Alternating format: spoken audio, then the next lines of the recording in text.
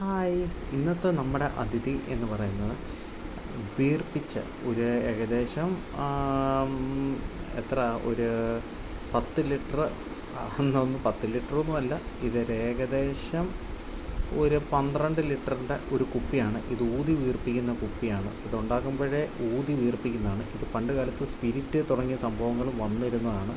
ഇത് നമുക്ക് തന്നേക്കുന്നത് അഗസ്റ്റിൻ ചേട്ടനാണ് ഇത് തന്നേക്കുന്നത്. സോ അഗസ്റ്റിൻ ചേട്ടൻ്റെ ഡീറ്റെയിൽസ് എല്ലാം നമ്മുടെ FB ഇൻസ്റ്റാഗ്രാം പേജിലുണ്ട്. ബോട്ടിൽസിൻ്റെ ഒരു വമ്പൻ കളക്ഷൻ നമ്മുടെ ആൻറ്റിക് മാസ്റ്ററിലും ഉണ്ട്, കാർണിവൽ സ്റ്റുഡിയോയിലും ഉണ്ട്. സോ ഇതും അപ്ലോഡായിരിക്കുന്നു. സോ വളരെ ഡേർട്ടൊക്കെ ഇരിക്കുന്ന അതിൻ്റെ ആ ഒരു തനിമ കളയേണ്ടതെന്ന് വെച്ചാൽ അത് ഡേർട്ടൊന്നും അല്ല കേട്ടോ, അതെന്തോ സ്പിരിറ്റാണ്.